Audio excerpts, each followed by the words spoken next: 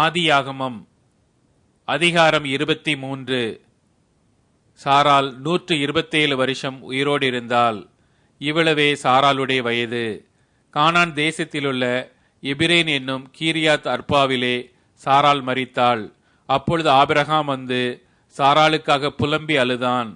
பின்பு ஆபிரகாம் பிரேதம் இருந்த இடத்திலிருந்து எழுந்து போய் ஏத்தின் புத்திரரோடே பேசி, நான் உங்களிடத்தில் அன்னி என்னும் பரதேசியுமாயிருக்கிறேன். என்னிடத்தில் இருக்கிற இந்த பிரேதம் என் கண்முன் இராதபடிக்கு நான் அதை அடக்கம் பண்ணுவதற்கு உங்களிடத்தில் எனக்கு சொந்தமாக ஒரு கல்லறை பூமியை தர வேண்டும் என்றான். அதற்கு ஏத்தின் புத்திரர் ஆபிரகாமுக்கு பிரதியுத்தரமாக, எங்கள் ஆண்டவனே, நாங்கள் சொல்லுகிறதை கேளும். எங்களுக்குள்ளே நீர் மகா பிரபு. எங்கள் கல்லறைகளில் முக்கியமானதிலே பிரேதத்தை அடக்கம் பண்ணும். நீர் பிரேதத்தை அடக்கம் பண்ண எங்களில் ஒருவனும் தன் கல்லறையை உமக்கு தடை செய்வதில்லை என்றார்கள்.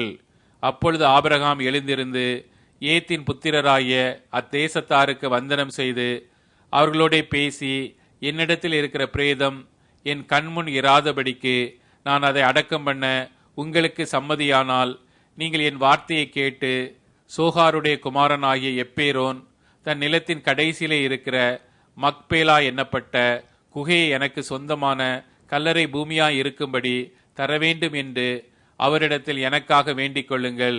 அது பெருமான விலைக்கு அவர் அதை தருவாராக என்றான்.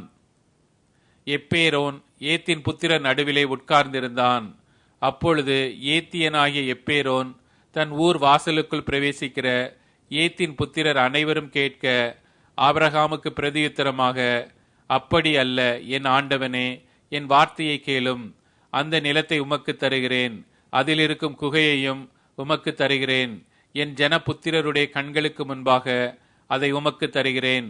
உம்மிடத்தில் இருக்கிற பிரேதத்தை அடக்கம் பண்ணும் என்றான்.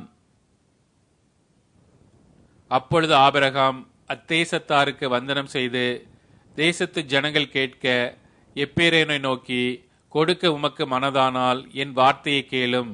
நிலத்தின் விலையை தருகிறேன், என் கையில் அதை வாங்கிக் கொள்ளும். அப்பொழுது என்னிடத்தில் இருக்கிற பிரேதத்தை அவ்விடத்தில் அடக்கம் பண்ணுவேன் என்றான். அதற்கு எப்பேரோன் ஆபிரகாமுக்கு பிரதியுத்தரமாக, என் ஆண்டவனே, நான் சொல்லுகிறதை கேளும். அந்த நிலம் 400 சேக்கல் நிறை வெள்ளி பெறும். எனக்கும் உமக்கும் அது எவ்வளவு காரியம்? நீர் உம்மிடத்தில் இருக்கிற பிரேதத்தை அடக்கம் பண்ணும் என்றான். அப்பொழுது ஆபிரகாம் எப்பேரோனின் சொல்லை கேட்டு ஏத்திற்கு முன்பாக எப்பேரோன் சொன்னபடியே வர்த்தகரிடத்தில் செல்லும்படியான 400 சேக்கல் நிறை வெள்ளியை அவனுக்கு நிறுத்து கொடுத்தான். இந்த பிரகாரம் மம்ரேக்கு எதிரே மக்பேலாவில் உள்ள எப்பேரோனுடைய நிலமாகிய அந்த பூமியும் அதிலுள்ள குகையும் நிலத்தின் எல்லை எங்கும் சூழ்ந்திருக்கிற மரங்கள் அடங்கலும் அவனுடைய ஊர் வாசலுக்குள் பிரவேசிக்கும் ஏத்தின் புத்திரர் எல்லாரும் அறிய ஆபிரகாமுக்கு சொந்தமாக உறுதிப்படுத்தப்பட்டது. அதற்கு பின் ஆபிரகாம் தன் மனைவியாகிய சாராளை கானான் தேசத்தில் எப்பேரோன் ஊர் பூமியான மம்ரேக்கு எதிரே இருக்கிற மக்பேலா என்னும் நிலத்தின் குகையிலே அடக்கம் பண்ணினான். இப்படி ஏத்தின் புத்திரர் கையில் கொள்ளப்பட்ட அந்த நிலமும் அதிலுள்ள குகையும் ஆபிரகாமுக்கு சொந்த கல்லறை பூமியாக உறுதிப்படுத்தப்பட்டது.